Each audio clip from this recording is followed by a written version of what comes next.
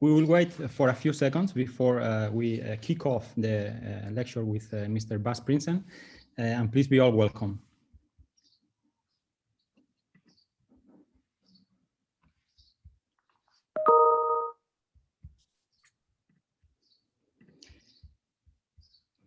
Okay, so good evening, everyone. Thanks for joining this virtual session of Talking Heads at Head Geneva. Today, we are really honored to welcome Bas Princen, one of the most important artist photographers in the world. This lecture is associated to a course on photography and architecture he's teaching this semester at Head. Bas Princen will be in conversation with Leonid Slonimskiy, founding partner of Cosmos Architects and studio critic in the Interior Architecture Department, and myself, Javier Fernandez Contreras, head of the Interior Architecture Department.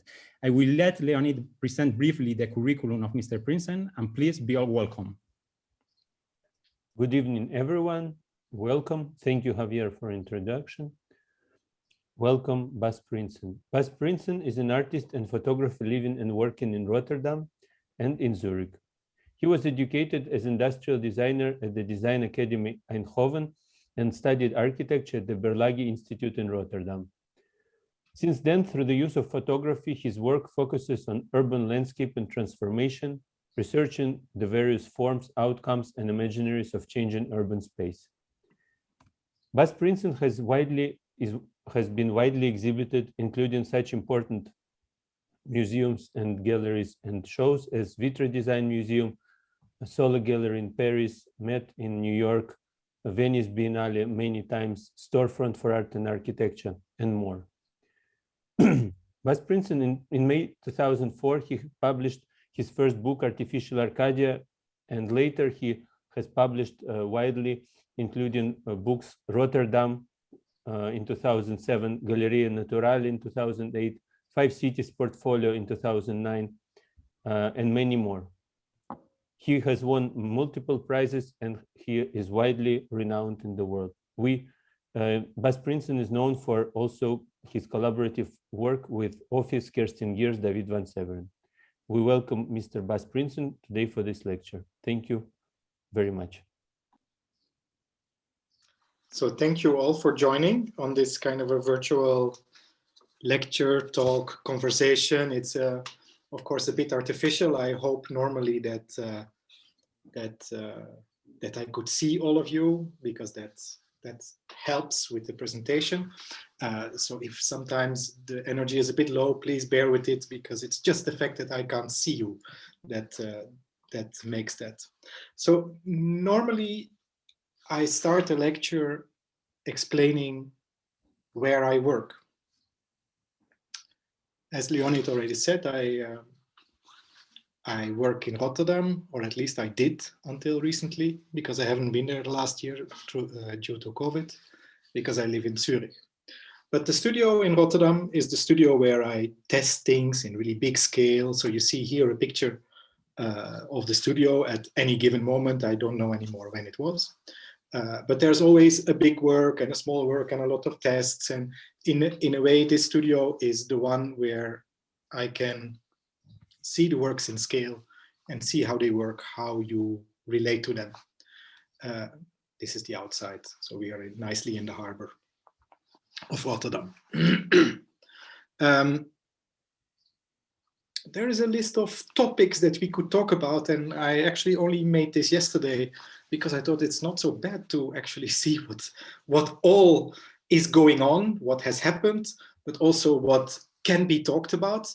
And this is only a short version of it. I think it can be at least double. So it is projects done, books done, exhibitions done, but also topics that are important for my work or that keep popping up, or that other people say, I think your work is about this, or I think your work is about that.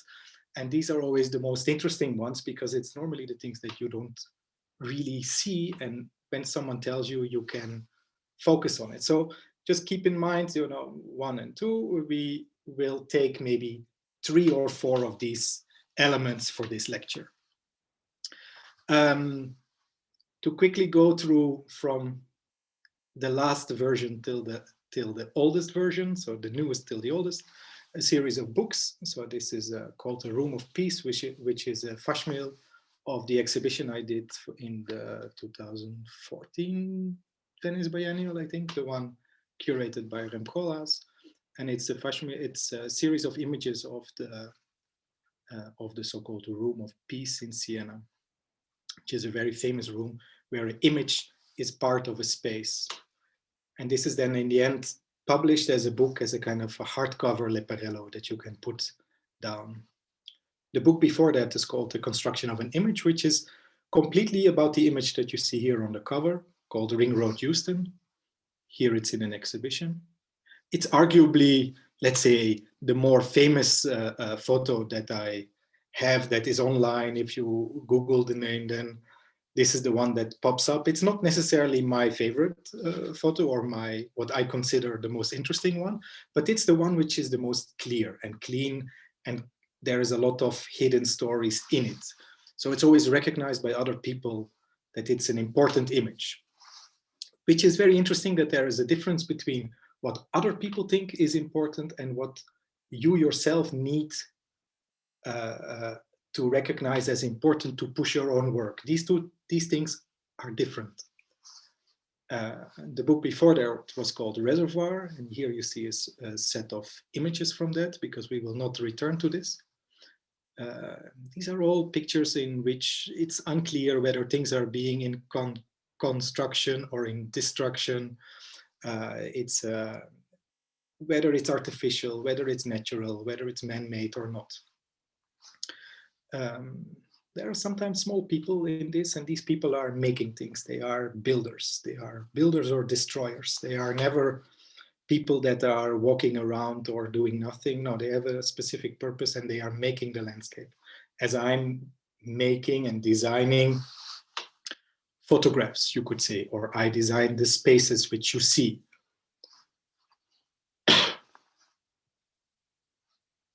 The book before that is called Refuge. Actually, it's called 5 Cities Portfolio, but on the cover it says Refuge.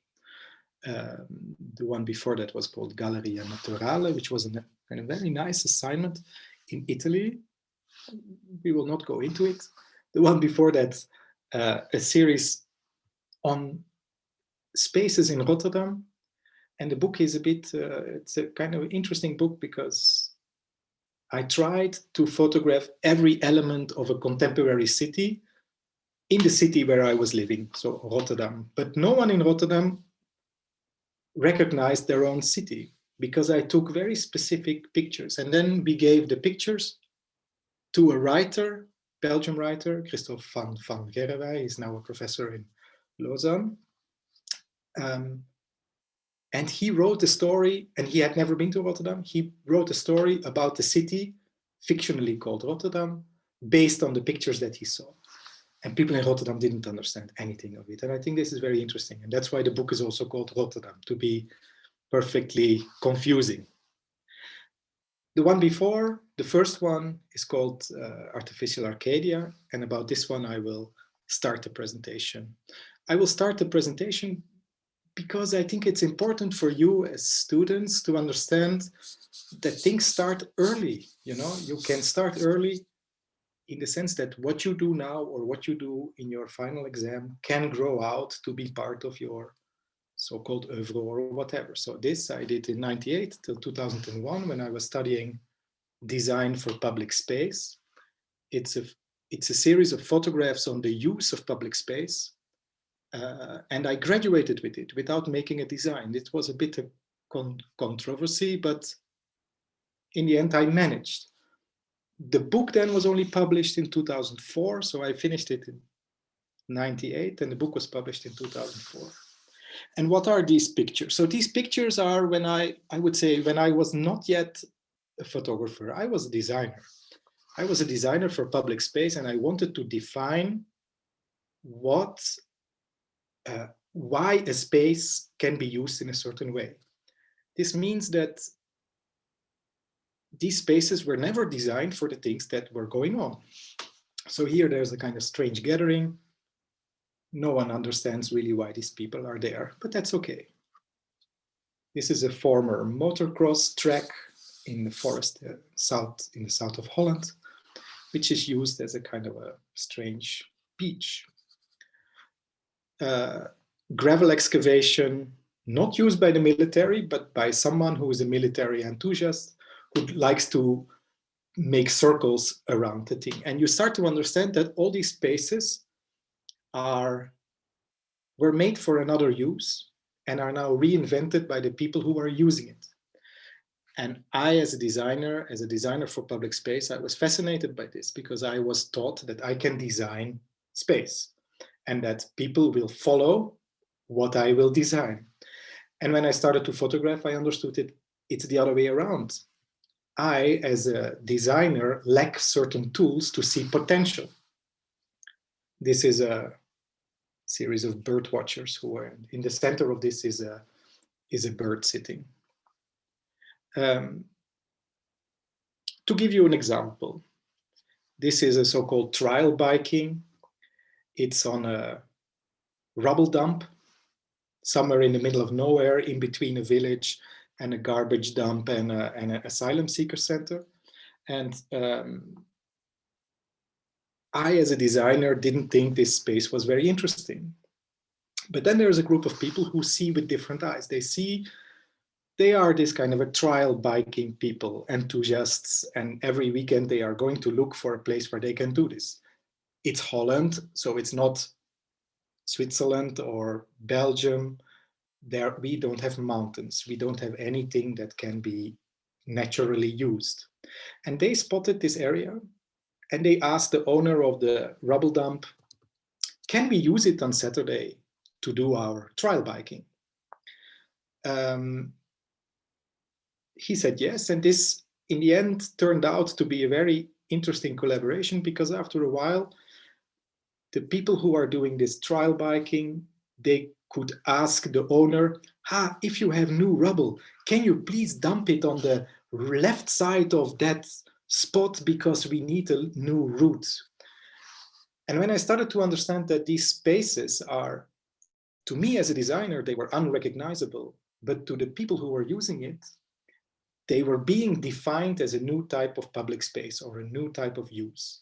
And I could then, as a designer, photograph them with a very specific view. So I would cut out things that I was not interested in, that I thought were uninteresting, not necessary to know.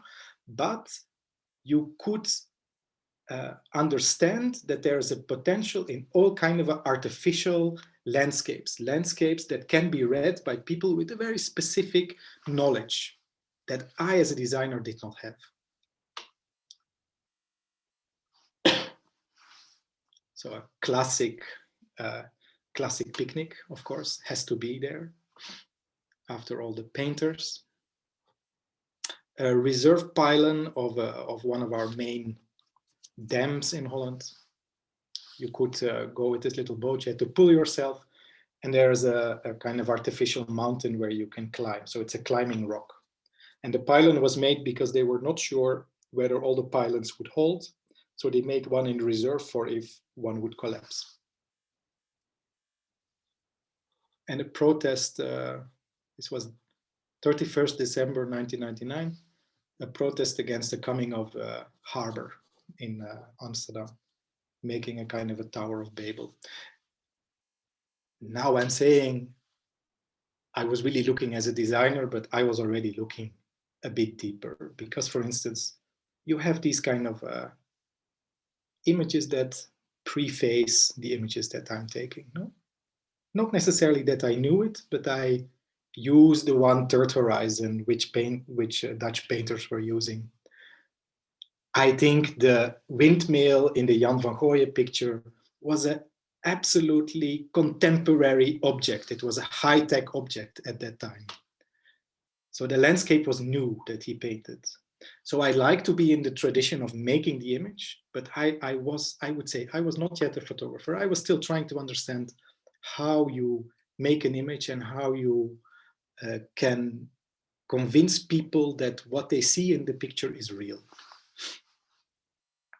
When the book, the book I worked for 4 years, I think, but since I was young, no one wanted to publish. In the end, through a weird route, it was possible with 010 publishers. And in the book, I'm asking, as a designer, I'm asking 5 questions to 5 authors. So I'm writing the question and they answer with the essay. And these questions are all about, can we design public space? Does leisure help or destroy public space? What is the use value of places? So very, I would say, very design related questions. To quickly go before we stop for the first time, after this, I was completely stuck. I wanted to do the same things in Europe. I wanted to see if I can find landscapes that are being used somewhere in Europe in the same way, but I realized I didn't know the landscape well enough. I would always be a kind of a tourist. So I decided after I got an assignment for the biennial in Rotterdam, well, it doesn't matter, I can't exactly remember, but I was asked to go to 5 cities in the Middle East. To each city I had not been. And since I just tried to do all this, let's say, artificial Arcadia stuff in Europe and I didn't succeed, I felt like a tourist. I thought I have to find a way how to prepare myself to go to these 5 cities that I don't know. Here you see a series of pictures here at Barbican in London. So what I did was before I went to my folder on my computer, which is called reference images unsorted, which is a endless thing. So when I see something on the internet, just goes into that folder. And in that folder, I started to compile images that either we know or we don't know, or that have something to do with each other or not, but that were images where I would like that my images would enter. So the type of image I was interested in, and I was trying to make an order for a book that didn't exist out of images that were references. So you have all kinds of things that we know. We have a kind of a strange Babel. We have a Mecca picture. I think it was taken in somewhere in Egypt. People can paint Mecca on the Kaaba on their house if they have visited. So I had this kind of little booklet, an A5 booklet, very quickly printed, quickly folded, and I had it with me when I was photographing. It didn't portray any of the cities, but it portrayed the type of image I was looking for. Where should my images in the end reference to? So the images that I started to take were these type of images on the periphery, in this case Cairo. And if you go back, you know, it's rather clear where it comes from. You have to condition yourself to see things. If you don't condition your eye, I would say, you cannot see this. You cannot see this kind of an obelisk that is actually the announcement of a city that will come for sure. So this is called former sugarcane field. And there's only windows on one side because the people know that the neighbors will build in 3 months as high as they will, and the neighbors on this side also. And in no time, it will be a complete informal city. This is in Istanbul, kind of a mushrooming castle. Cooling plant in Dubai, which is a weird reference to the Kaaba, but it's also not. And I like that. If you see it, the first reaction is, oh, almost looks like the Kaaba, but then if you look again, it's completely not. And these people that are standing in front of is the Pakistani workers that are waiting for the bus. Of course, this is a kind of a moment before it's finished, but to me, it looks, of course, much more interesting in this state. Also Dubai, and another time Cairo, so a finished part of the city. And of course, this is the book. So I think here we can stop and we can do the first questions. I'm sure there are. I will go back to this. Thanks, Bas. My first question would be from artificial Arcadia to 5 cities. There is an evolution from landscape to cityscape in a certain way.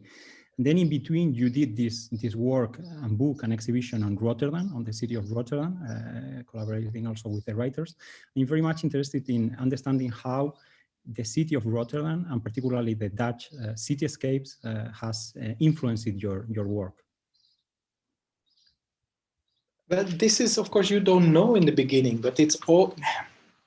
Artificial Arcadia started because I was taking a bus every day from the place where I was living to school. And I would see things that I knew very well. But after a while, I started to realize, but these things I know, but they are very weird. Why are there people standing there in the landscape? Why are they like this? I mean, I knew why, because I grew up in that landscape. But when I was able to look from a bit of a distance, I could start to see the interesting part of it. So I think in the beginning, I didn't understand that the Dutch landscape was an influence because I'm part of it. But more and more also when I started to realize, later when I studied in the Berlage and we had all the Dutch stars coming by, Winnie Maas, Koolhaas, and they were all talking about this kind of exaggerated artificiality that they wanted to design. The kind of folding architectures, and that was then in fashion, and how do you make the landscape look also artificial? And I realized that I was not agreeing with this. That I thought, yeah, that's your generation. I'm 20 years later. I think our landscape is already artificial. This artificialness is part of us. We don't have to endlessly redesign it. We can also just say, this is the new normal. This is what our Dutch landscape is at the moment. It is this kind of a weird, artificial, man-made, very interesting layering of ideas and uses. And maybe we should not design things to make them look like an artificial diagram. Mm-hmm. Maybe we should just accept the fact that this is our landscape. And I think that's when I realized that the book should be called Artificial Arcadia, when I should really focus on this fact that the artificiality is not in its design, but it's in default in the people. They already know that everything is artificial and they can make use of it very well. They don't care whether they do a kind of a 4x4 driving in a mud depot, or if they do it on a mountain. For them, it's the same. And when I realized that, I understood that this artificiality is actually the most interesting part, and it doesn't have to be redesigned. Wonderful. Leonid, you have a question? Yes, I was.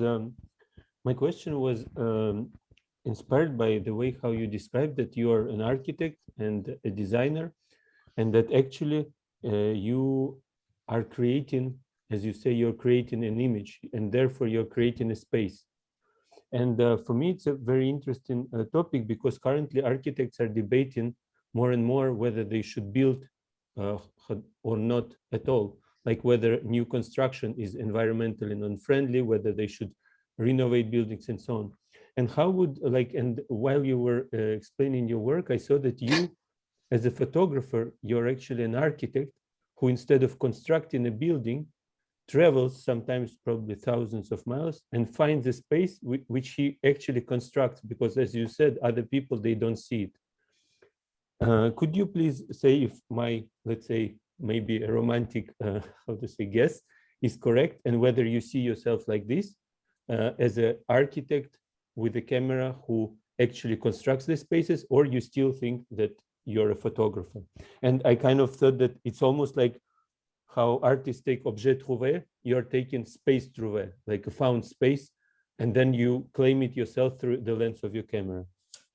Let's say in the first part of my career, so until we are now, until 5 cities, maybe even Reservoir, I would say, yeah, let's say at the moment I was photographing analog with the big camera, where there's space in the camera, so it's a 4x5 inch, I was always busy trying to make space that I didn't see in front of me. So a space that only I could make within the camera. And this camera was so beautifully made that you could see it almost in 3D in the camera. And I was completely fascinated by this. So I think, yes, until 2011, 2012, I was definitely working as a, let's say, designer for public space, or a maker or a definer of public space, or of even architecture. But I mean, architecture is a bit more tricky, but that there is a space in these pictures that didn't exist before. So it didn't exist in front of me, and it didn't really exist in our minds before. So in that sense, all these pictures, they are liked a lot by architects, because I think they somehow feel that there is something new inside that can be used, or that can be repurposed. So I think until 2011, 2012, most pictures are like this. And then I changed to digital, and I think then it changes.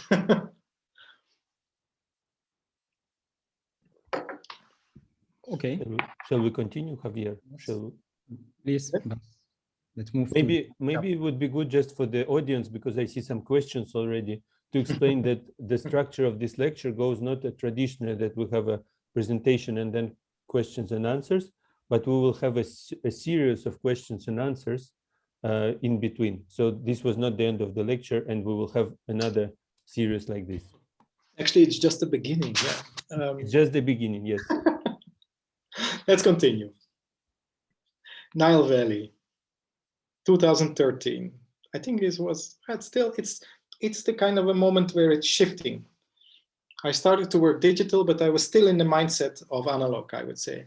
So I was invited to go with some friends from Bauko, from Kempetil. We were doing a project on Nile Valley, and I made a imaginary section of the Nile Valley. So from the desert to the Nile. It's a series of pictures that are very particular, this kind of artificial land, the 2 centimeters of soil put on the desert to grow onions, going through the villages that are inside of the Nile Valley, that are endless amounts of them. They're all the same, very compact. And pictures of the night, which I took when we were traveling, because we were always traveling at night. And at night, Nile Valley is pitch dark. The only things that are lit are the mosques, and they are lit with TLs. So I just, from the car, out of a strange kind of boredom, I started to photograph in a kind of a high speed these mosques. So here you see one quite colorful. Then in the day, back to the structures.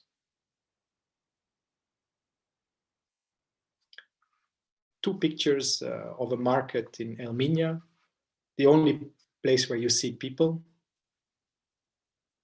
with a kind of a big diggers here walking around, and donkeys and things. And there's a lot to say about this picture, but maybe not now. And everyone is looking at me.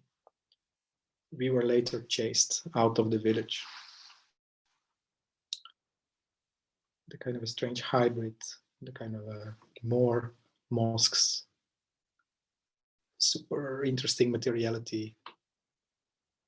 Also a kind of a sadness even in the nature. Coming down to this. So this is a kind of a section. This was used in a book that was published just for published in 10, I think. It doesn't really exist. It was for the exhibition. At the same time, when we were in Nile Valley, I photographed the Temple of Dendera, which is a kind of a strange temple, very beautiful, but I mean, it's of course an authentic one, but it's already a kind of a neo-temple, so it was already very much interpretive.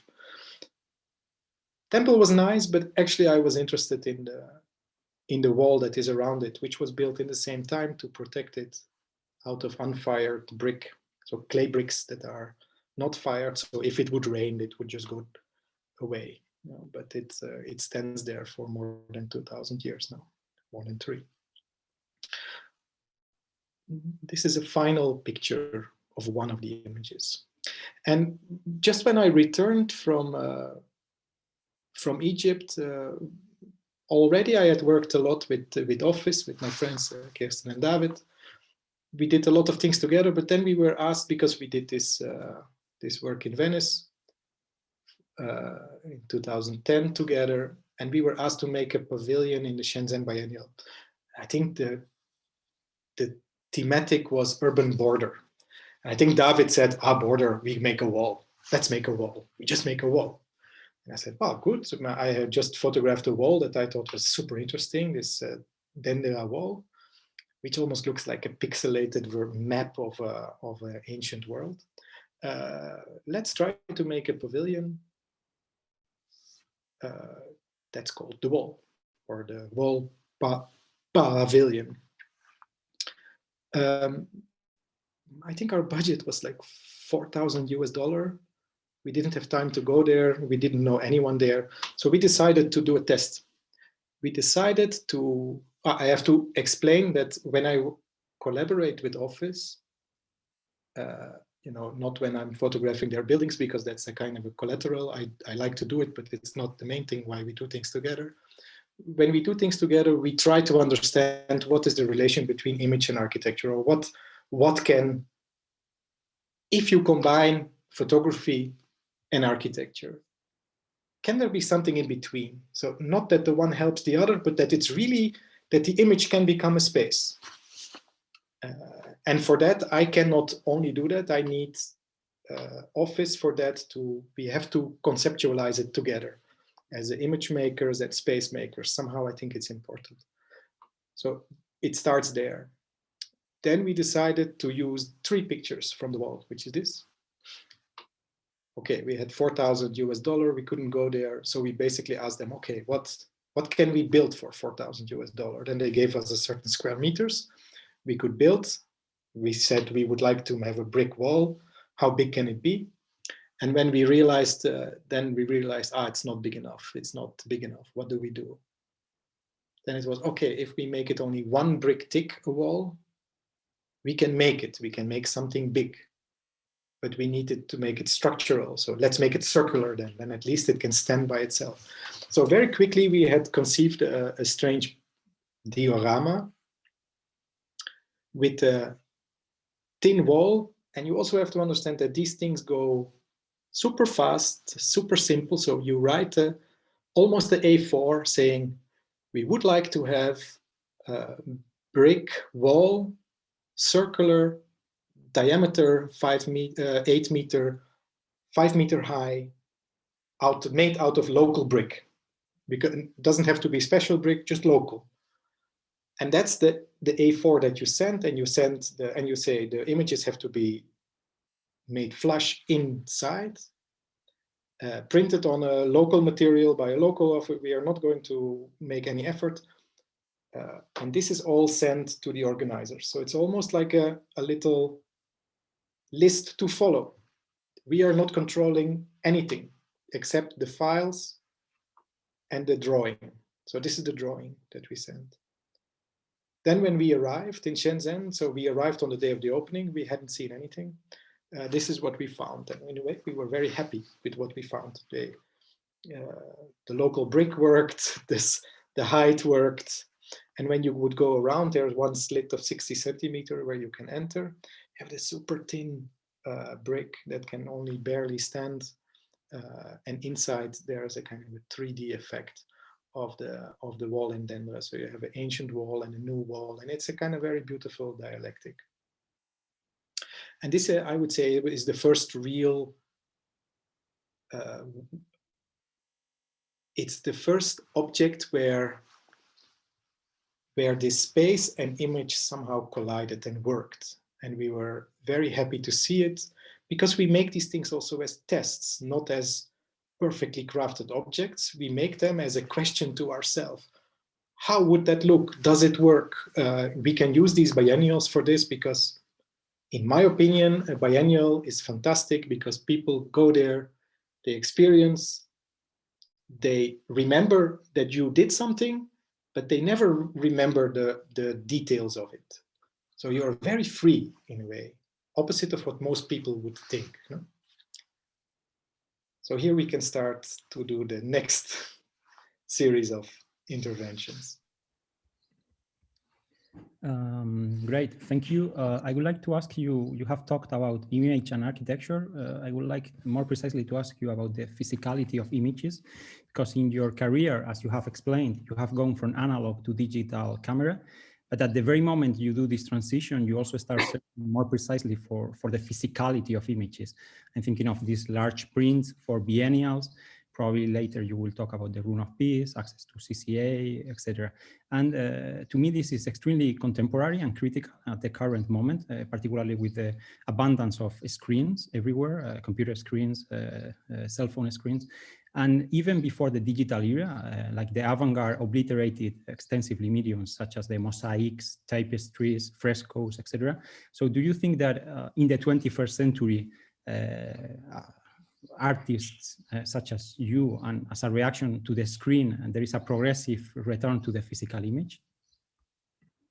Well, of course, I can explain these things in the next project that I will show, but I can also say it now. No, I mean, yes, when I started to work digital with this kind of super high resolution new cameras from 10 years ago, these things are so amazing, and you start to use it, but then I had some kind of a weird moments that when I did not have anything physical when I took the picture. I did not have a negative, I did not have any, I just had a file, and the file was nothing until I printed it, until I developed it with the program, and until I printed it. Then I could finally look at the picture, and I started to think, why is this? And should I not return to the analog? I very quickly realized I shouldn't, because I realized that it will be, through this, I realized that it will be more important to make the object as analog as possible. But by the use of the high resolution digital, all the stuff that can be used. I think artists in history have always used the most cutting edge materials that they could get their hands on to make the experience the most analog one that you could have somehow. And I came to the same revelation that I should actually only work on the kind of impact of when you stand in front of the object, whether it's a pavilion or whether it's a picture, that you should not think it's a picture, it's a building, it's a representation of something. It should be more direct. And I think this, the fact that we are now all used to look on screens, this made me realize that these pavilions are very powerful, but also, you know, what I will show later, the one-to-one copies, is that I wanted to get rid of scale. I wanted to get rid of scaling. So I didn't want anymore that the picture is on a screen, or that the photograph is a reduced version from reality. I also didn't want to have any veil in between the viewer and the image. So I wanted to get rid of the glass, of shiny photo paper, because all of this somehow creates a distance between you and the object. So this I all started to think of. How can you make an object that is still image, but that does not use all these dogmas of photography, that actually kicks it out? And where in the beginning, all my photography friends said, this is not anymore photography. And then I would ask, yeah, but is that bad? But then they could not answer it anymore. They said, yeah, I don't know if it's, where do you belong? I said, well, anyway, never really belonged anywhere, so I'm fine with this. Is this a beginning of an answer? It's a wonderful answer, indeed. Leonid, do you want to elaborate on that? Yeah, actually, I was actually thinking of asking a topic in the similar direction, but I maybe will keep it when I hope we'll see the Babel Tower. Yes, we will see it. So I will keep a continuation of this question for then, and maybe now because I also have a very similar question, Javier, but like rather continuation. But now I would like to ask about another thing, about, let's say, the artificiality of the image. And you, Bas, have said that you construct these images and you choose them, and they say images, they exist through you. So you are aware of the fact that you're not just like a correspondent of reality, you really choose it. For me, the interesting question, nowadays there's many photographers and artists who work with similar, let's say, scale and impressive images, but then they tweak it with Photoshop, with let's say, I don't know, multiplying it many times or adding some weird elements. And if I understand correctly, you always try to keep it like real. So if this building in, let's say, in Egypt, which you showed, you didn't Photoshop away the windows in order to show that it's a block. The black cooling thing, you didn't Photoshop it in order to make it more black than it is. You try to find such a impressive and structures which would look surreal, but they are real. And for me, the question is, how do you define this kind of, whether you go into this artificiality, let's say photoshopping more than there is, or do you really stick to the reality, but it should be only cropped by your eye? If my question is clear. It's very clear. The reality is something strange, because reality only exists in your mind. So I would say, yes, these places are as real as I saw them. The first moment I saw them. Do you decide, for instance, not to, I don't know, to make them like some of artists, they do it, they kind of exaggerate the, let's say, the absurdity of the moment, of the scalelessness, and you keep with the, so is this very important for you to keep it, so not to change it, like, let's say, yeah, like to show it, like you said, it's not reality anymore, but not to use some extra tools. Yeah, but these extra tools are strange, because what is an extra tool in this case? I think the camera limits. So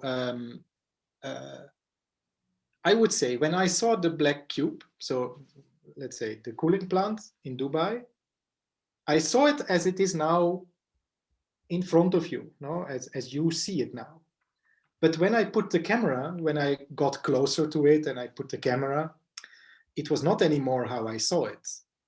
The camera distorts the reality also. It has a different depth. It has a different perspective. You might have to come closer and all of a sudden your lens is not anymore doing what you want. So all these things I don't care about. I think back of the moment when I saw it and when I wanted to photograph it. And if I have to use any Photoshop or changing, it will be back to the moment which I think I saw. I will not take the reality of the lens, because that's a limiting reality. It's a very technical question. I'm sorry. It's a very technical answer. I'm sorry.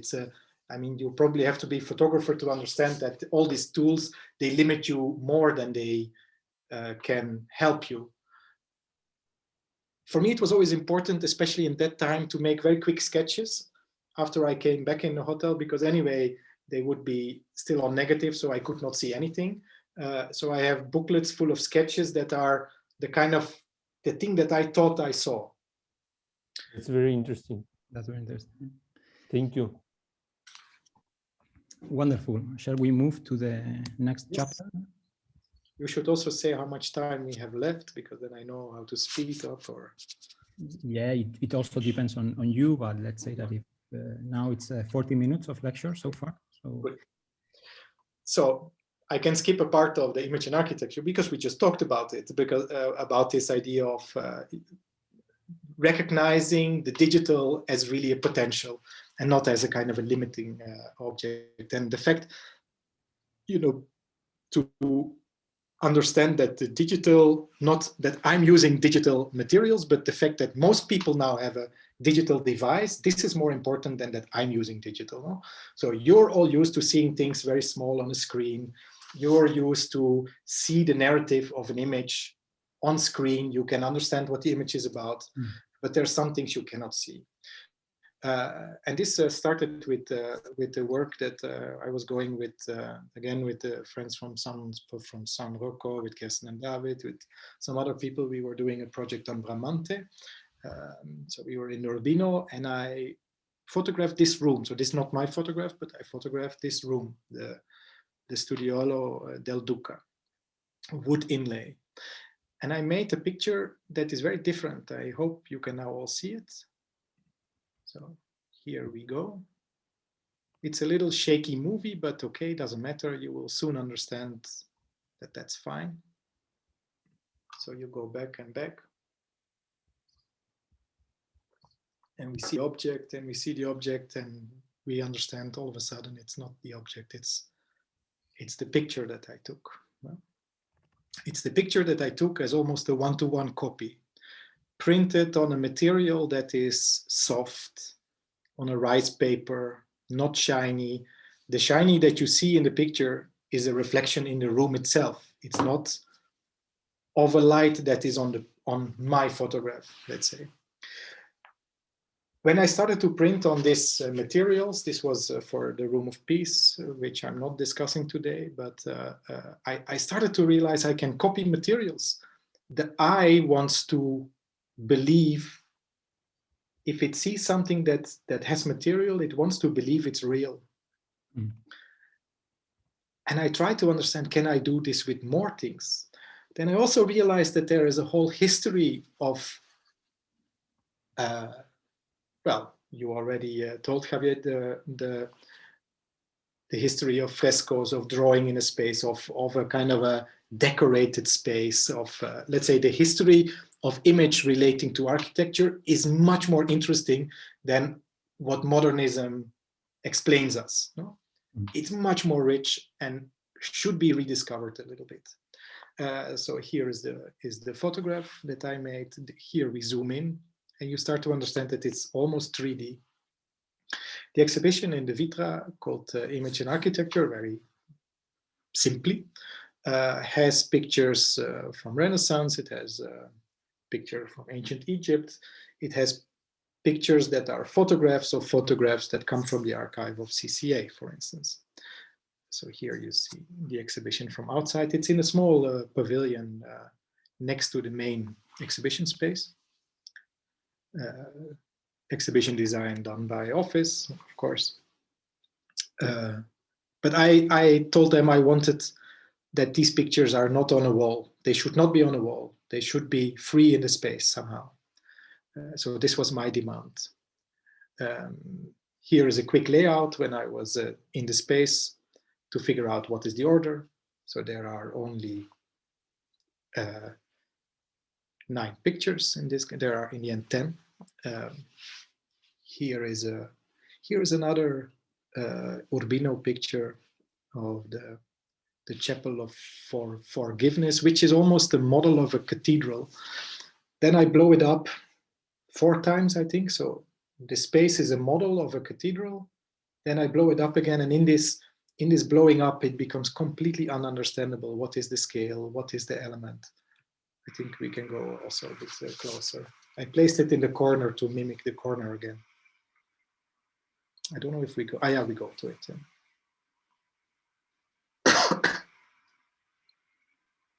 So I make these little iPhone videos because it's the only way to transfer the idea of walking towards the object and seeing the materiality and having a type of experience that you can understand that this is not anymore a photograph. This is something else. This is a weird type of copy. It's an object that you want to investigate.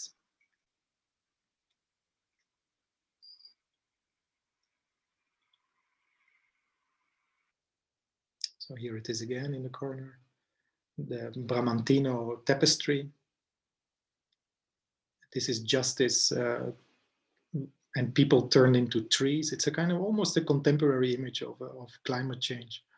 This is the reason why I took that particular detail from one of the 12 tapestries. You go closer and closer, and you come almost to a kind of a thing. And here you see me photographing it. you can just see that I'm standing on 3 chairs because the detail I wanted was very high. My camera could not be closer, and I needed really high resolution in order to, well, I discussed with my printer. I had an earlier test and it looked very digital. It didn't look good. It didn't look natural. The threads did not look like a thread. Then my printer was telling me, well, for a thread to be accurately printed, we need 2 pixels for the highlight, 2 pixels for the color, and 2 pixels for the shadow.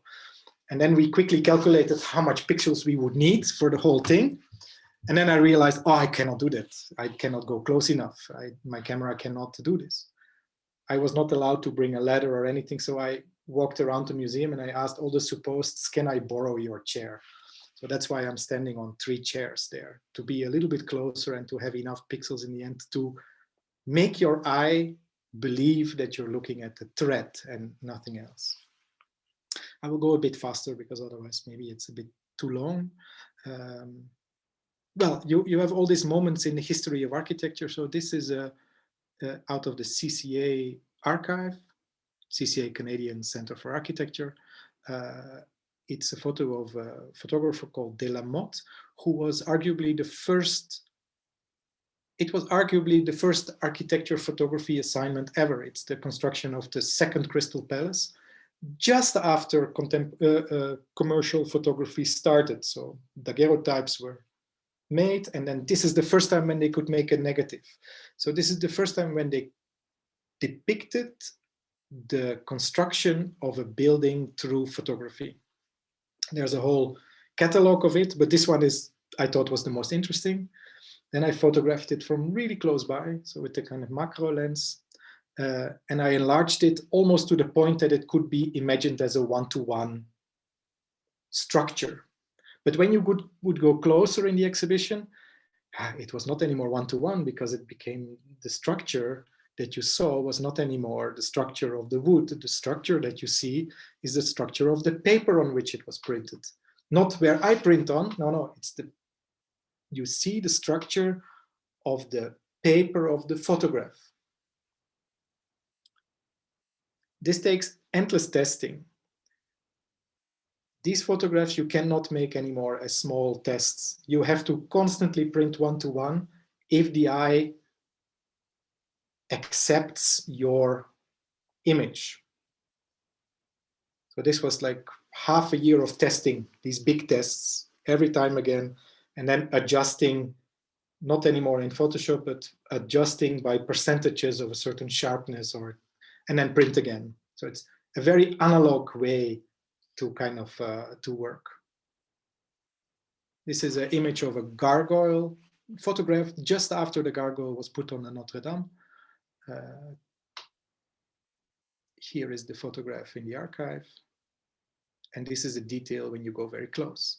And this would happen if people would be in the exhibition. No? They would stand in front of it, then start to go a bit closer, and still a bit closer. How is this from the side? Because it doesn't have shine, it doesn't have depth. And then normally people would also touch it. And then when you touch it, it's smooth. It doesn't have a texture.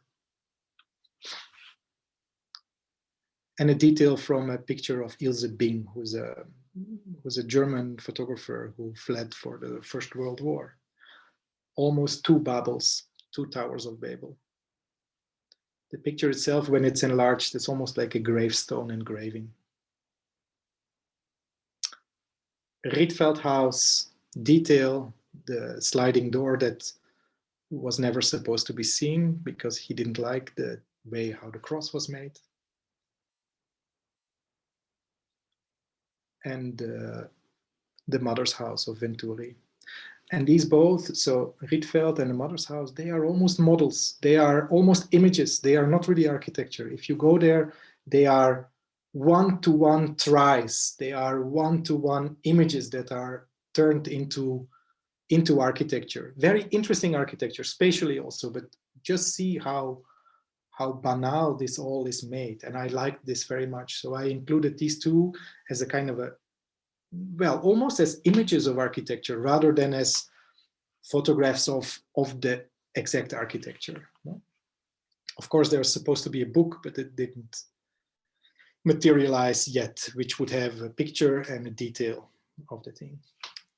So we can do the third round of questions.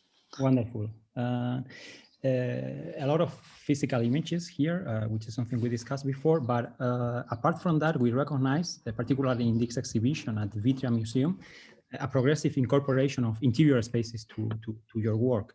And I remember that quite often you have explained that you use the A5 booklets in which you collect images downloaded from the internet to anticipate the spaces you will encounter in your trips. But there, like in interiors, like the totemic presence of architecture moves into niches, corners, fragments, etc. So it's an entirely different universe. And I'm interested in knowing if you are still using your A5 booklets and how you approach also the photography of interiors. I'm not anymore using them, or at least not consciously. I don't have to make them anymore because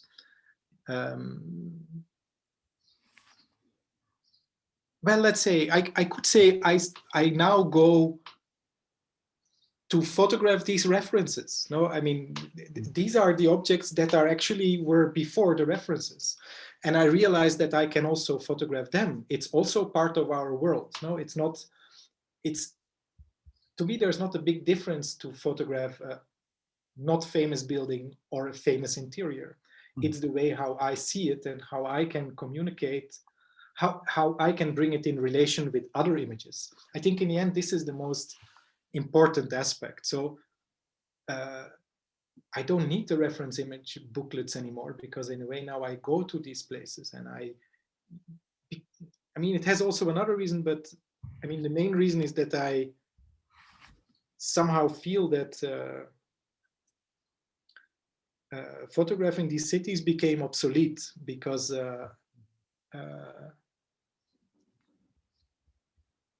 I mean, after traveling to all this kind of a booming areas in China and stuff, I mean, I all did that.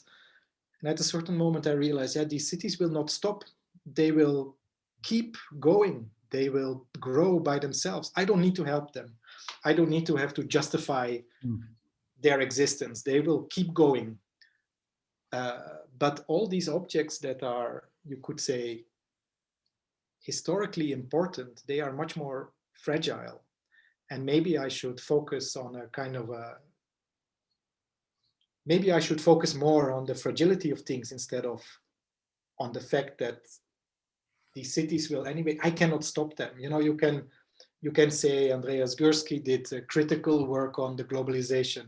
Well, did it help? Did it stop anything? No, it didn't. And maybe in the end, it's not so important after a while to spend your life only photographing these cities. I did what I could do, and now I have the feeling I have to focus on the kind of fragile elements of our society that are getting less and less, that are disappearing one by one. I mean, already a couple of things that I photographed, not in this exhibition, but they have been disappeared or destroyed. So besides the fact that I want to see these things, I also want to somehow preserve them or copy them.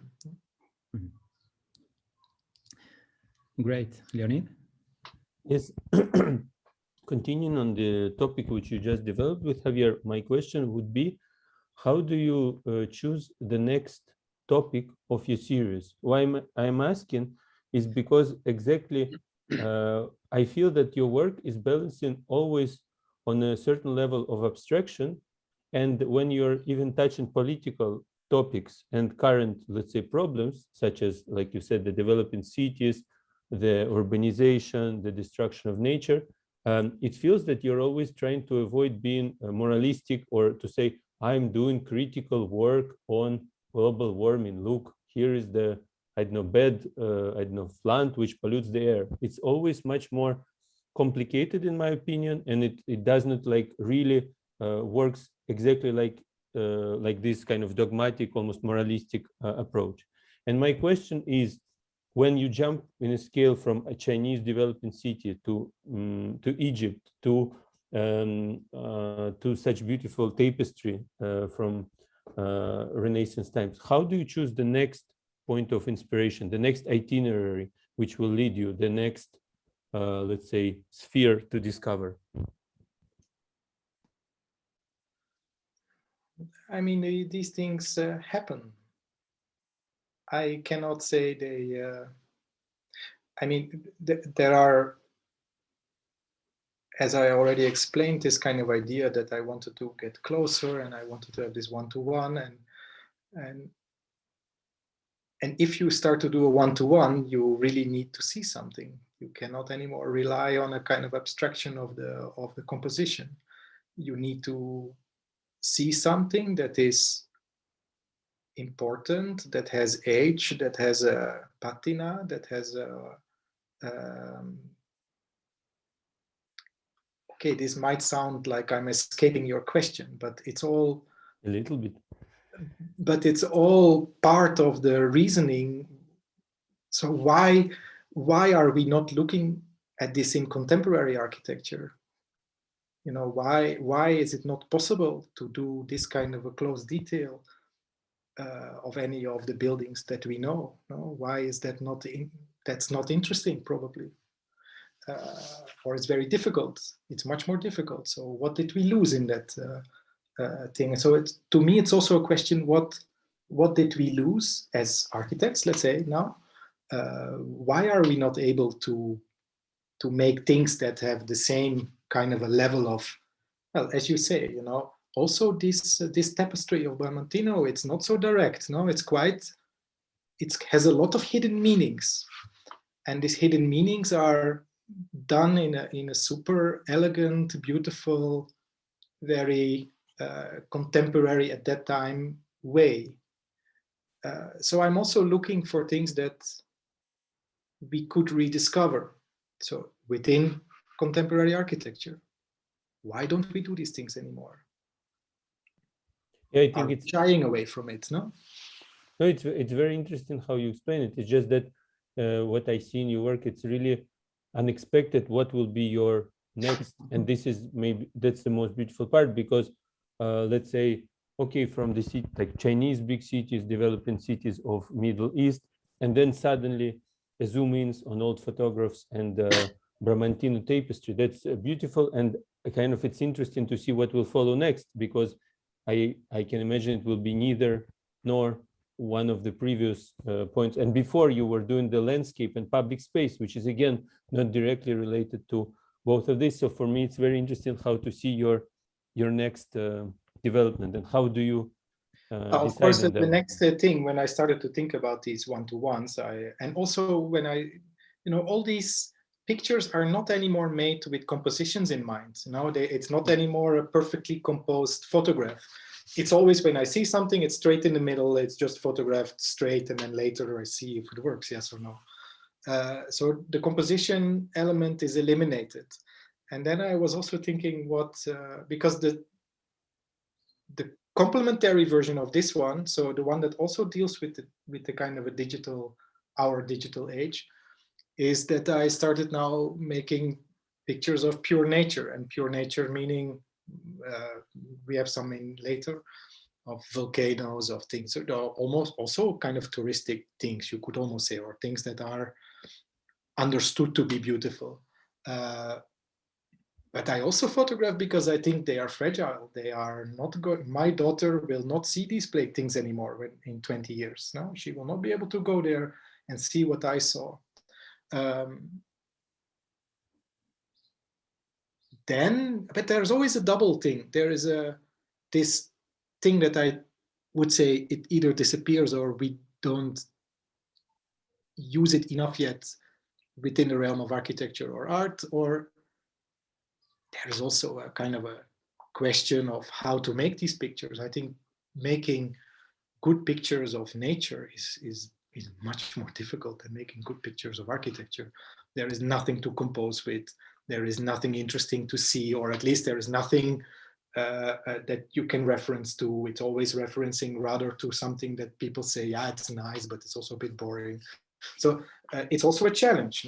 How can you make a contemporary image out of nature? So in a way, this is these things are complementary to me, and I imagine them once all together in one space. So the copies of the interiors and perfectly executed large-scale nature photographs, because they are all about this kind of unexperienceable thing that becomes an object that you somehow can stand in front of, and you don't have to think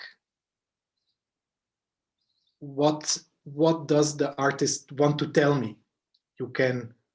You understand that there is things chosen, but it's not on that level. It's on a level of a certain copy, and then how you bring all these objects together. That will be the thing that will make the question, not the picture itself. Mm-hmm. Thank you very much. We should continue, no, Javier? Yes. To the next chapter. So the next chapter, yeah, it's a kind of combination of everything. So a model of a tower together with office again. Dilbeek, we were asked to make a work for the commemoration of the death of Bruegel 500 years ago. So Pieter Bruegel, the painter. And I lived in Rotterdam for most of my life. And when I would go to Boijmans, which is the main museum, they have the Tower of Babel, or one of the Tower of Babels. And I would always go there, and always I thought, yeah, it's very nice. You can never do anything with it, but it's very beautiful. And I always, when I would go to the museum, I would go there. Then I realized maybe I should do something with this. Now I have done all these one-to-one copies. I have done these pavilions. Maybe we can combine. So immediately I said, okay, fine, you know, Kirsten David, great, but I will do some work. I will photograph this Tower of Babel, or I will try. So I called my friends at the museum and I asked, and it was very difficult to get permission to photograph. But in the end, you know, I got. So I rented a specific camera to do this. And then there is a person next to me for half of a day. And I have to ask every time when I move the tripod, can I move it? Can I sharpen? Can I take a picture? So it's a kind of a object that is so particular and so special that, yeah, it's also weird, no? We all know it, and we know it as this artifact, this object, icon, but it's much more interesting, no? So here you have the painting. And I decided to photograph. So here you go into a detail, the really left corner, really left bottom corner. Then you see this, no? People cutting down the forest.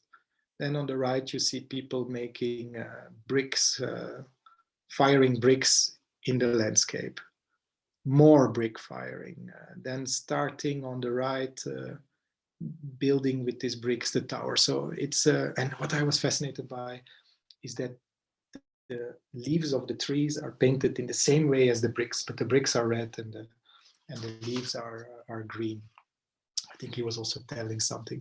So you have an island in the back where all the trees are cut. You have a little harbor on the side. So you have this kind of a story of the making of the tower in this object. And I wanted to use these details that are in a way little landscape stories. So stories about particular landscapes that are all in the painting, but it's not so much focused on the tower. It has a few pictures of the tower, but not so many. So it's also the clouds and the kind of endlessness. And the painting is beautiful. If you go really close, it's incredibly well painted. And then we decided to make it. This was an exhibition in the outside. It was a route, an art route. So then we decided to ask for a forest. And we proposed to make a circle in the forest and print everything on curtain.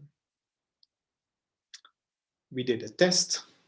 Would it work with the old picture? Yeah, we thought it could work to have this image of a painting in a real landscape. It's not anymore in a perfect white cube.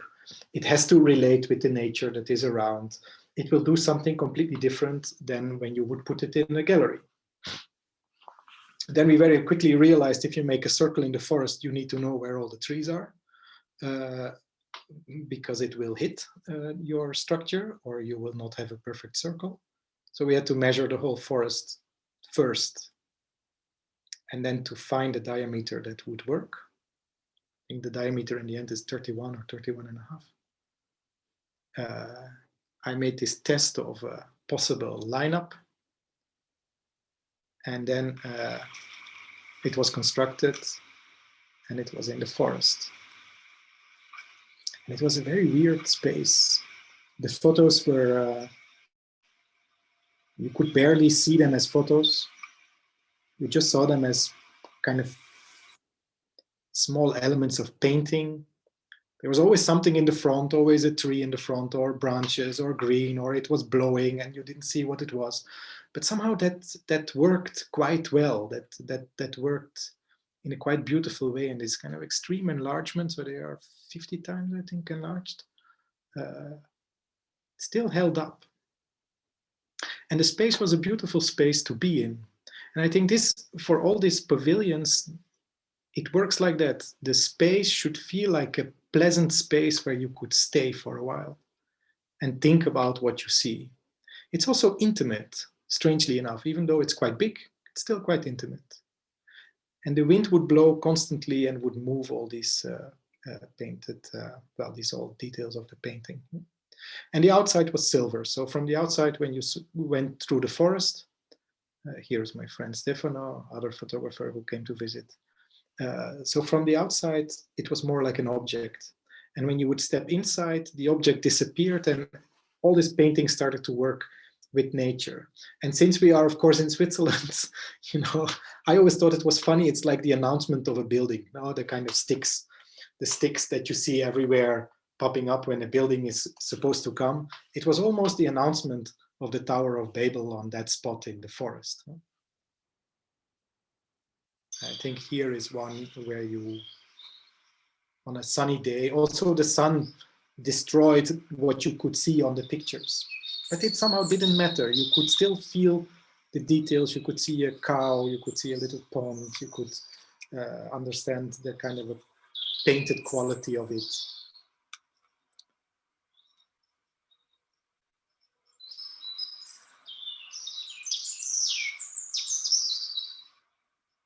I think I still walk outside when we see it, how it is as an object.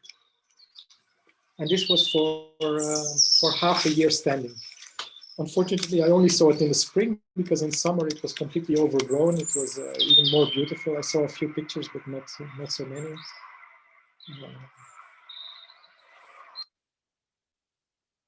Yeah, we can continue. I think this is the same. So here we thought this is fantastic. This idea of having these images in the forest.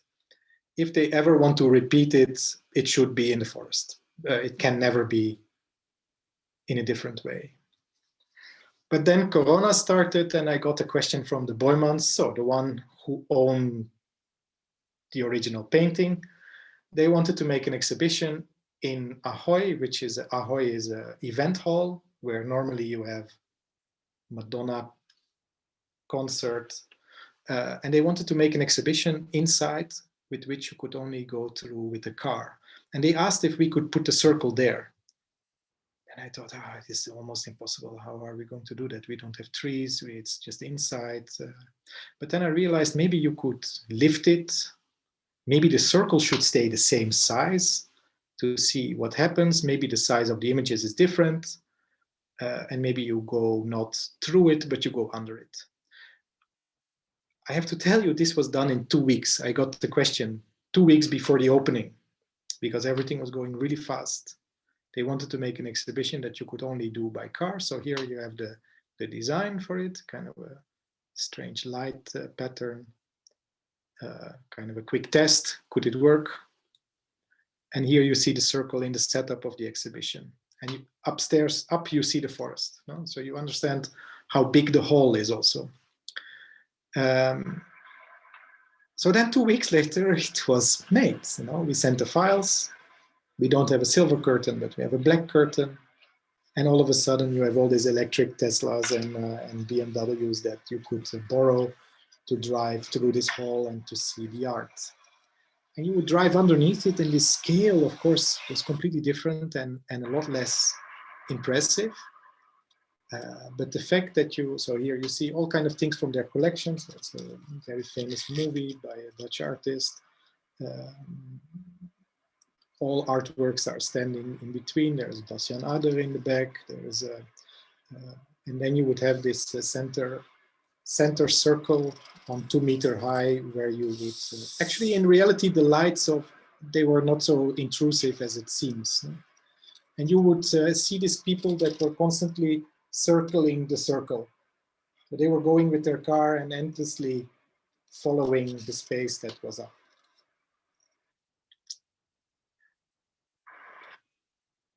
So we can go back to questions.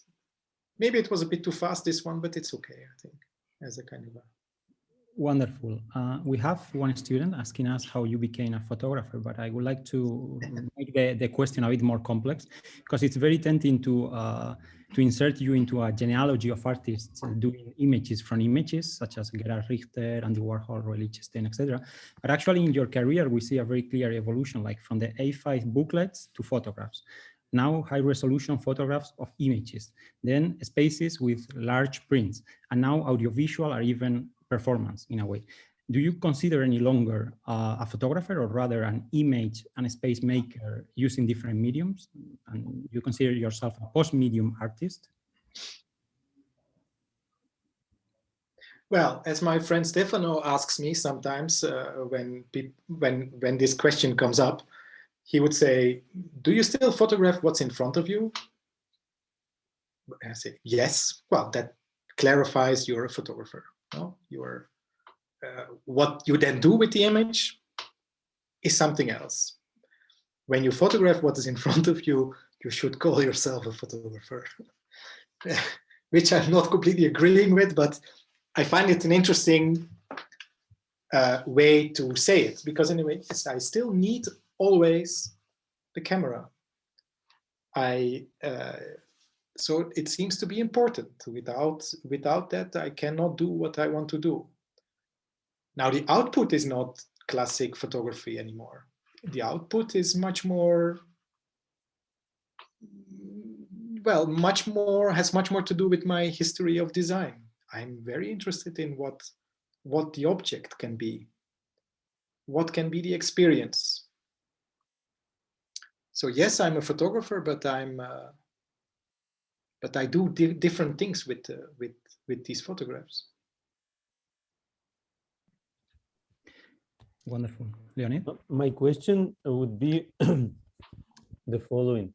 In your work, it's always this exchange from 3D to 2D, and then again 3D, and then again 2D, and a constant kind of a matryoshka of from 2D to 3D.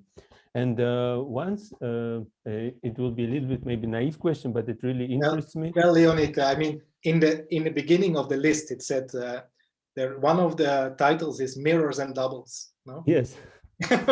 Exactly. But what my question is quite naive, and I will have to make a little explanation before. So a certain moment ago, when the digital print allowed, in Russia, I saw a huge facades of the buildings which were renovated. And then later, instead of just putting a construction fabric on top, they would start, because finally the digital technology allowed it, became cheaper. The construction company started to print the old facades. And the more it happened, the more realistic they became, and slowly they became kind of like Potemkin, huge facades. Sometimes you don't even know what happens behind them. And at first, the reaction of architects, and then I saw them all around the world, obviously, you probably also saw them. Yes. And at first, the reaction is, oh, this is kind of a kitsch, like architecture is, of course, about the materiality, the depth, the detailing, and so on.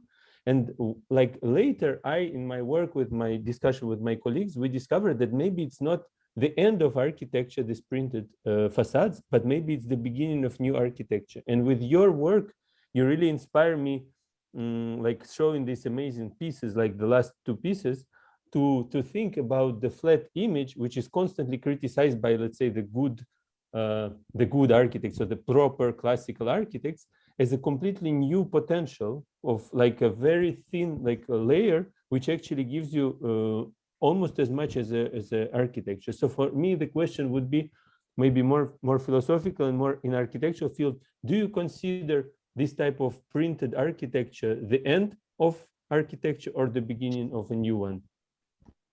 Well, you should question what happens behind the facade. You know, this kind of a.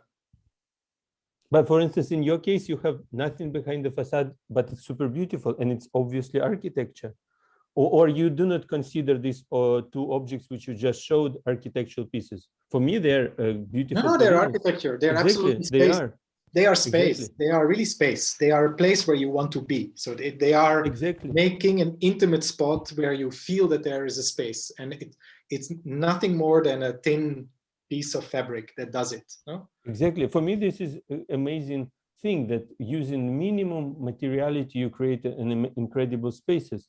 So I don't know, like but then therefore you think that it could be transformed almost to a new movement of architecture, you know, like using image as a building. Yeah, but it's not new, Leonid. It's you know, of course, you know, in Renaissance, this is what they were doing. I mean, I didn't show Room of Peace, but the Room of Peace is of course is a painting of is a fresco painting of the city of Siena, the countryside and the city, and then painted in mirror. So outcome of good use, well, good governance of the city, and an outcome of bad governance. And the bad governance is a destroyed city and war, and the good one is kind of prosperity.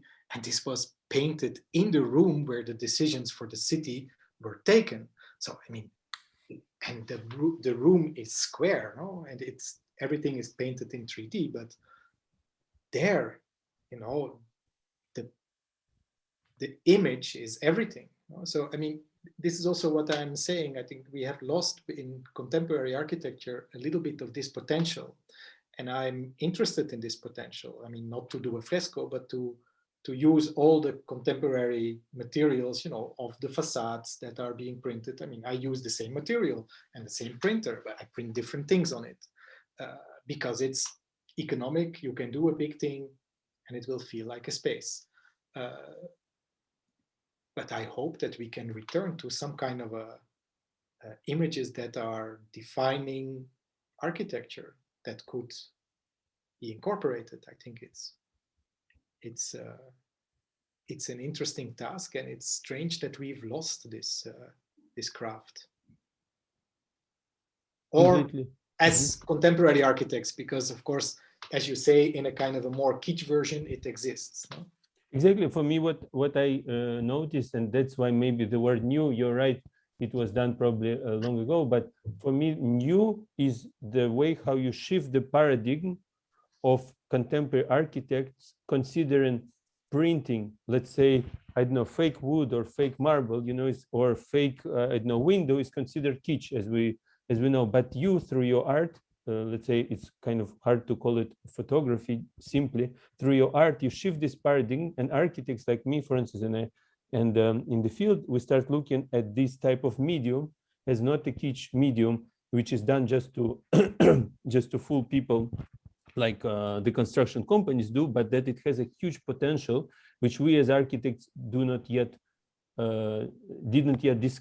rediscover again. We still believe in the fact that we should make it out of oak or concrete or wood in order to be real architecture, whereas you prove the opposite. And for me, this is quite an amazing rediscovery. In this sense, I say that it's new.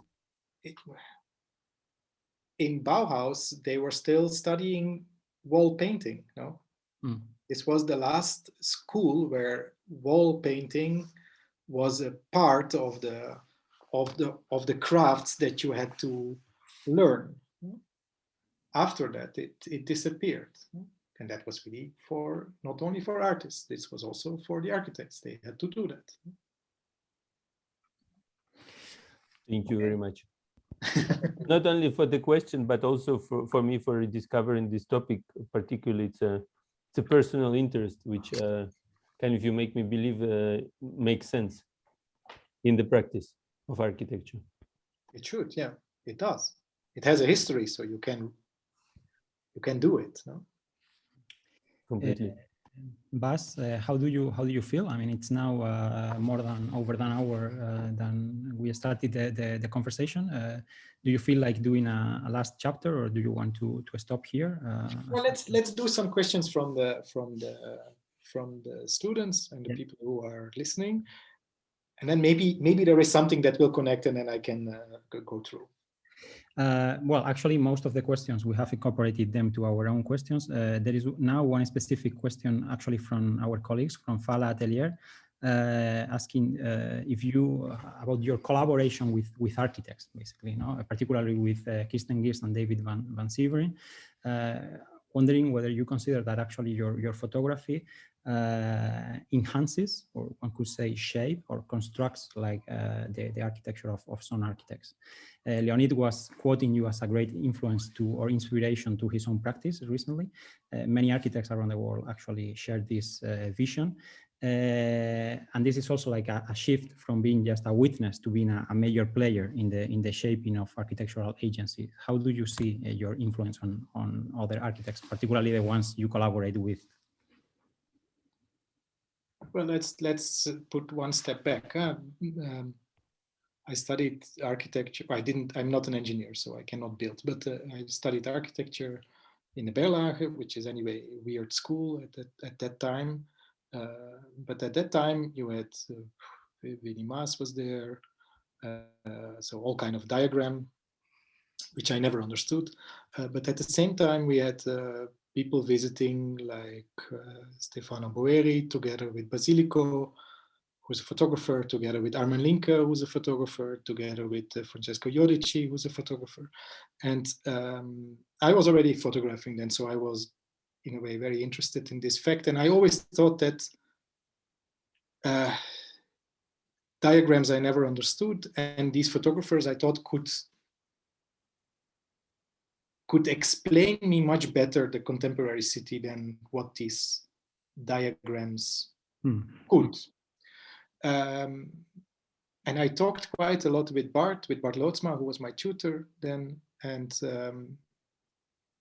we talked a lot about what can you do for architecture. Do you have to be an architect to be interesting and influential in the world of architecture? Mm-hmm. And we realized this is not necessary. You just need to know the history of architecture. You need to know the context. You need to know what is currently the topics that are being investigated or that are so-called fashionable. And then you can work with other mediums. I mean, the medium is not so, it's not so difficult. Huh? I mean, just you pick up a camera and you make pictures. It's what you do with it. Then later, what matters. I mean, I don't believe so much in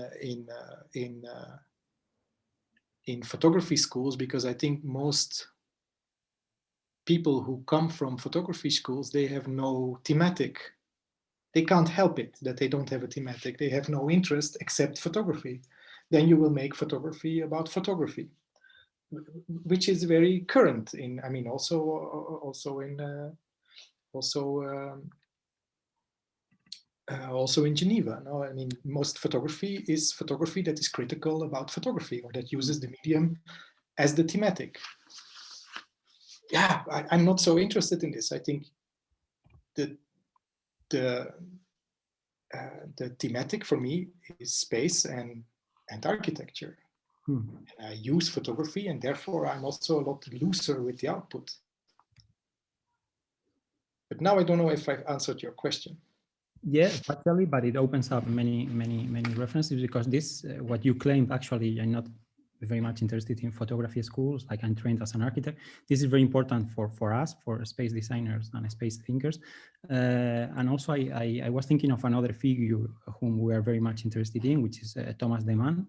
And I remember that in an interview you did to him with Anne Holtrop, you mentioned like your interest in the Gleise skyscraper by Mies van der Rohe, which he also claimed being very much interested in.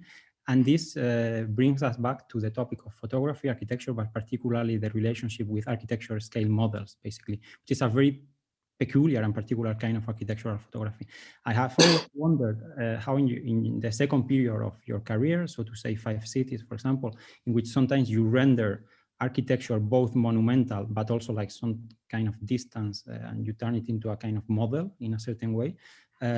Is there an influence in your work or a particular interest on the photography of architectural model, or not at all?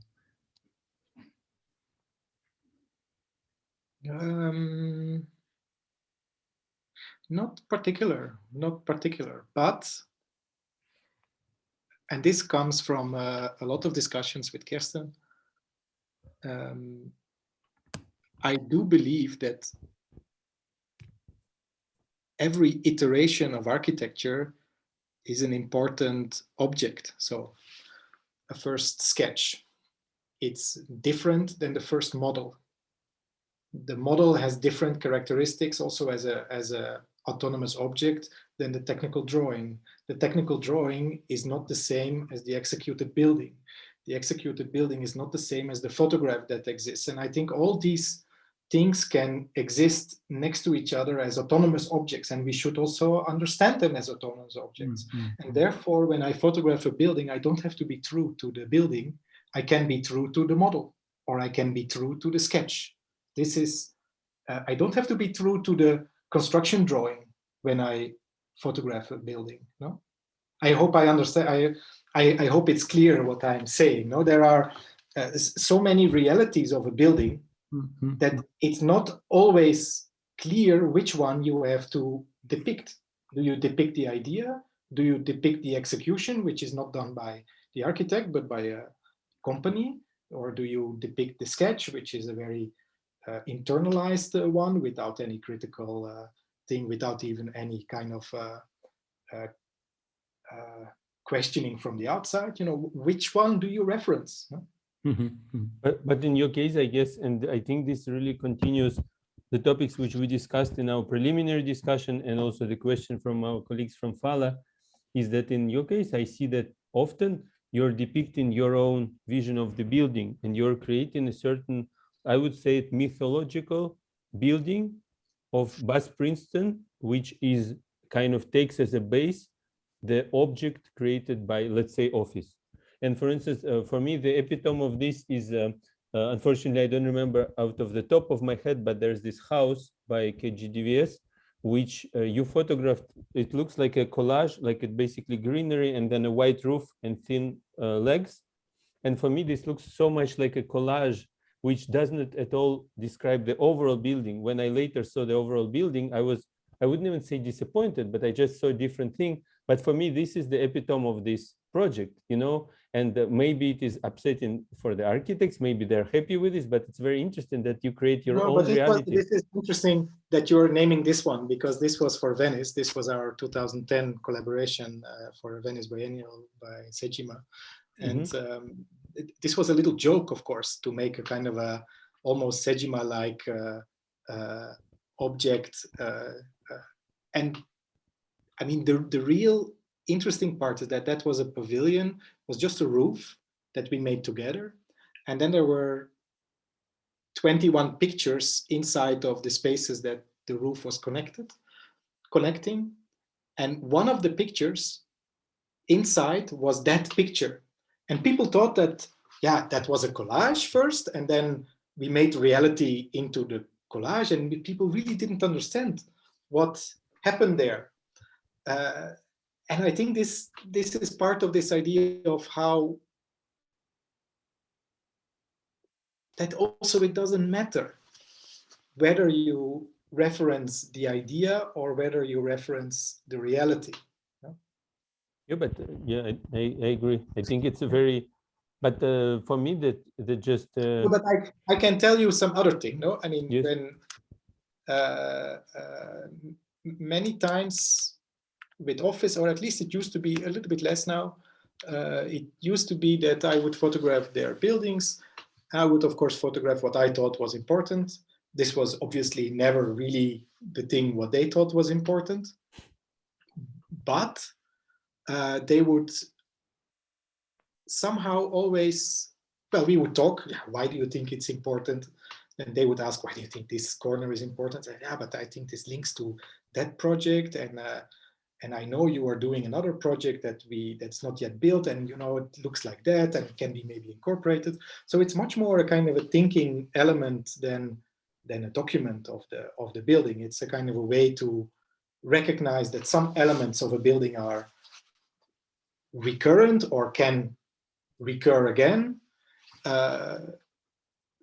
So sometimes, but it also happens the other way around. You know, there are also projects by them that are either not executed or whatever that inspired me to see some other things that I then photographed. It's sometimes not anymore clear what was first, what was last.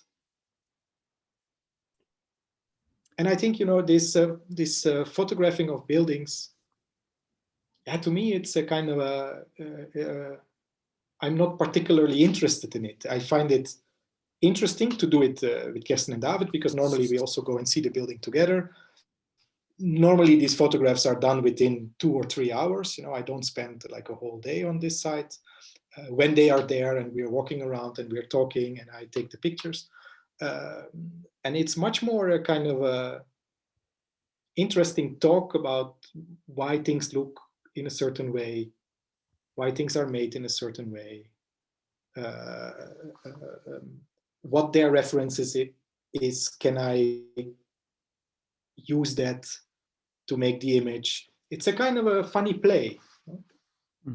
Yes, and for me the most kind of intriguing thing in this is that, especially for instance, if we take some temporary architecture, that or some, I don't know, remote architecture or private buildings, that this photograph, it becomes actually the reality, whereas the real building is not, like maybe no one saw it. If it's, we take a private residence or we take some temporary pavilion, maybe 20 people saw it, then it was demolished. Or if it's a private building, no one actually saw it. So actually your photographs are more real than the real building. And that always mesmerized me in photography of architecture. I think this you should also place in a context, because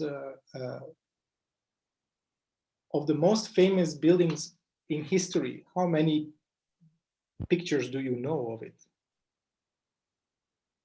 Normally it's not more than 4 or 5. That's it. Exactly. And maybe now someone goes and photographs the whole building and you know every corner, and but I mean the majority of buildings in the history of photography you know by 2, 3 icon pictures. Yeah, that's or Barcelona Pavilion, which no one actually saw the original one. Yes. You know, like Yes. it was not. It was demolished before it actually became a legend. No, because I think also a lot, as I said before, the final building is not necessarily the most interesting part, because it's made by the construction company. It's not made by the architect in the end. So if I'm really kind of a bit provoking, no, and maybe we don't have to document every corner, because maybe not every corner was done in the proper way. Maybe there was not enough money to do something. Maybe we can be selective. It's more interesting when we are selective. It's more imaginative when we are selective. Okay, if you want to make a similar building, you would like to, as a young architect, you would like to know everything, of course. But in order for the building to work as an idea, you only need 3 or 4 images and a plan, and that's enough. I firmly believe it. We had some problems at a certain time when some websites were publishing. I mean, we always have a bigger set of pictures, but we always, when I work with Office, we have like maybe 20, but we always only release like 4 or 5 in the beginning. Sometimes it went wrong and the whole set went, and immediately it's not any more interesting somehow. When the whole set is on the internet, yeah, you almost can't do anything against it. And even you don't recognize also that I photographed it. It's just too many angles, too many things. You need a certain selection, and you need a certain, yeah, kind of a, you need to be told what to look at, maybe. And there's the parallel with my own work, no? Yes.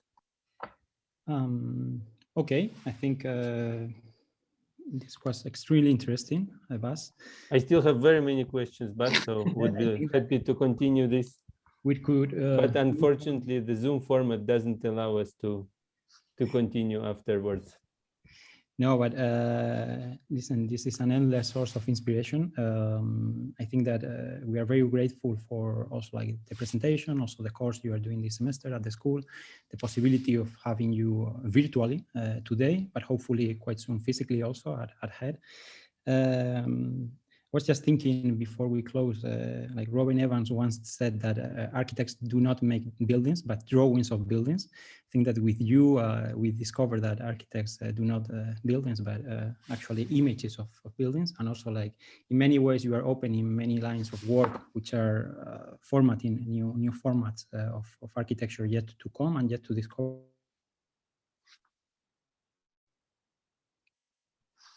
We can stop here, but looking forward to discover the next chapters of your fantastic career, and hopefully looking forward to having you very soon also like physically in Geneva.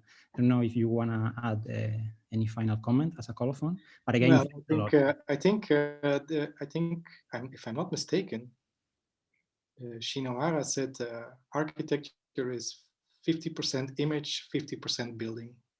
Mm-hmm. It's a good one to have. It's a good one, yeah. It's a good one to have. It's a fantastic one. Okay, thanks a lot. Thanks to all the people very much who have been watching the presentation. Tell people who are listening if they still have pressing questions. Okay. You can forward the questions to me later also. So I think that everyone heard that from you, so I don't have to repeat it. So because they are watching very attentively the presentation. So this is maybe just the beginning of an ongoing conversations on the relationship between. It would be nice to do a second, more in-depth version. Yes. Looking forward. For sure, we are very much interested in your point of view, and we will also be inviting you to the CRIT, also like to give your opinion on concrete and particular projects we are developing within the school. It was very good for today. Thanks a lot for your generosity and source of inspiration, and also thank you, Leonid, for sharing this conversation, and also to all the people who have been watching. We will keep on discussing with you, Bas. Thanks a lot. Thank you. Thank you, Javier. Thank you, everyone. Good night. Good night. Hope to see you all in real soon. Yes, very soon. Ciao. Bye. Ciao.